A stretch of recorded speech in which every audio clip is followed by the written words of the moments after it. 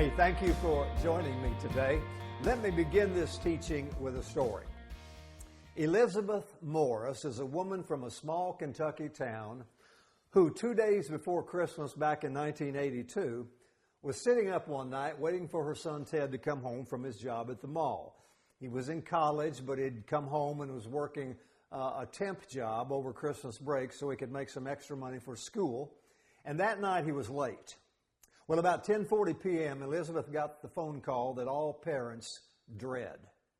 The voice on the other end of the line said, "Mrs. Morris, this is the hospital, and we're sorry to tell you your son has been killed in an accident."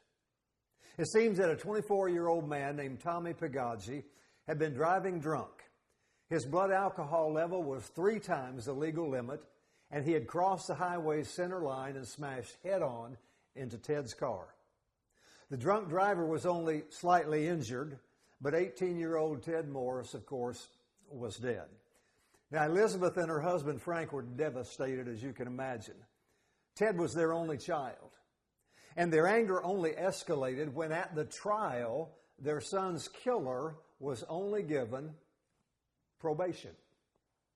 Elizabeth says that day after day after day, she would replay her mental videotape of that night like a horror movie.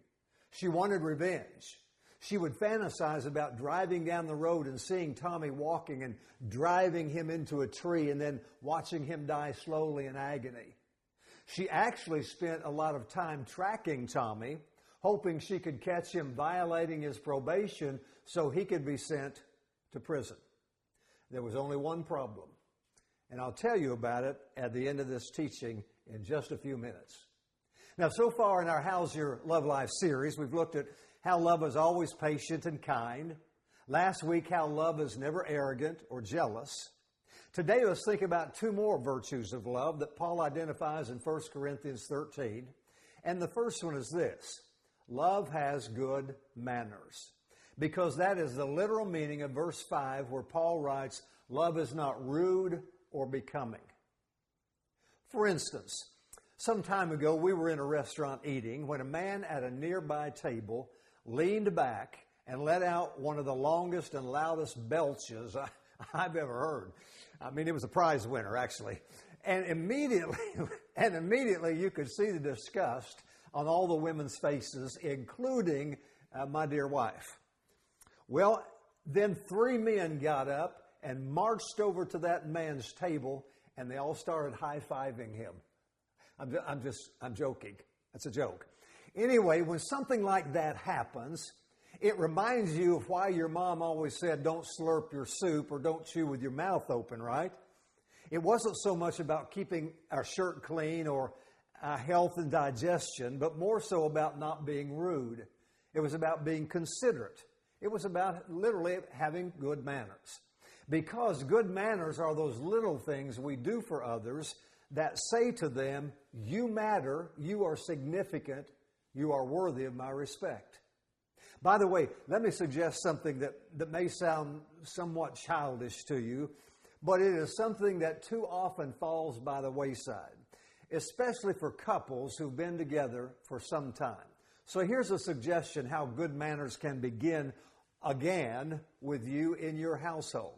I would encourage you, especially as a couple, to always say please and thank you. And again, I know that sounds childish, but think about it. Even though these are some of the first words we're taught as toddlers, watch this. As adults, especially adults in a love relationship, often these words easily just fall by the wayside over time. Now think about it. When you first enter into a relationship, you're on good behavior, aren't you? When you were first dating your husband or your wife, he opens the door for her, she holds his hand, and it's all about please and thank you and compliments and special surprises and a you first type of a thing. In other words, there's no rudeness. There's always good manners. But sadly, after a bit, in some cases, we take each other more for granted. And those good manners and all the pleases and all the thank yous disappear. However, you would be amazed at how relationships flourish and are enlivened when these words are incorporated back into the mix. I tell you, your partner and other people will respond to this. I think you get the picture. Okay, love is not rude, but has good manners. And the second virtue today is this: love is not angry. Verse 5 also says love is not easily angered. In other words, love is not a hothead. Now, when Paul said love is not easily angered, he used a word that means a sudden outburst or a lashing out. So he is teaching us that love, genuine love, refuses to lash out or go off on another. It's the notion of learning how to keep from displaying outwardly that which angers us inwardly. Because how many of you know there's a fine line between experiencing anger and expressing anger? That's why Paul said in Ephesians chapter 4, in your anger do not sin. Do not let the sun go down while you are angry. And one of the old-time comedians, Phyllis Diller, used to say that verse meant, don't go to bed mad, stay up and fight it out. And she was right, at least half right. Don't go to bed angry. That's very good advice. But instead of fighting it out, work it out kindly and patiently and lovingly. By the way, when Paul says, in your anger do not sin, he was literally saying, when you get angry, don't let it get the best of you. Don't let that anger take over. So let me give you some practical ways that can happen for you. First off, I would say to you, take responsibility for your anger. We have to come to a place to stop blaming other people for our anger, because other people do not make us angry. Think about it. We may choose to respond to another's behavior with anger, but that is on us, not them, because anger oftentimes is a choice. The good news, though, is that anger is never the only choice we have for dealing with a person or with a situation. There is always a more productive option for dealing with those frustrations that come. Let me tell you kind of a funny story, cute story. Years ago, I preached on anger being a choice, how we can choose anger or we can choose another way to respond, right? Well, a few days later, I was sitting out by the pool on my phone while my daughter was swimming. She was very young at the time, and I was taking care of her. In my conversation, I said, oh yeah, I'm with you. Man, that guy makes me so angry sometimes. Well, my daughter overheard me, 5-year-old daughter. She overheard me, and she swam over to me and said, Daddy, he doesn't really make you angry, remember? You're just choosing to be angry. Daddy, you must make better choices. And she paddled on off. So then I was mad at my kid, right? Anyway, you get the point. Then secondly, identify the root cause of your anger. Take a self-examination. Most of the time, anger is caused by one of three things. Number one, hurt. Someone hurt us, hurt our feelings, wounded us by their words, by their action. Or sometimes it's because of fear. When something scares us, we tend to respond aggressively, don't we? For instance, you may fear the destruction of a relationship or some sort of embarrassment or a loss of some other kind.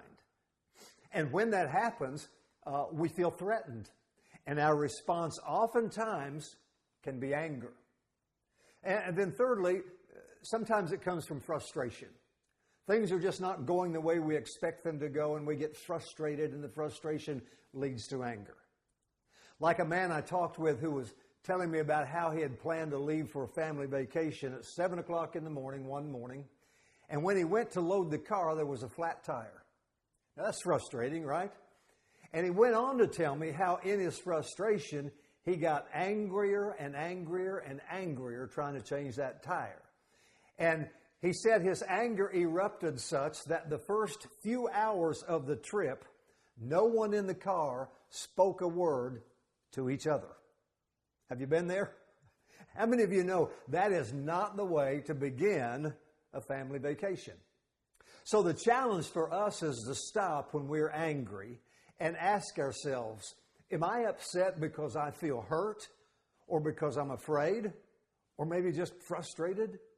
Because oftentimes after identifying the problem accurately, the anger is diffused, which then makes it much easier to work on solving the actual problem. So identify why the things that anger you.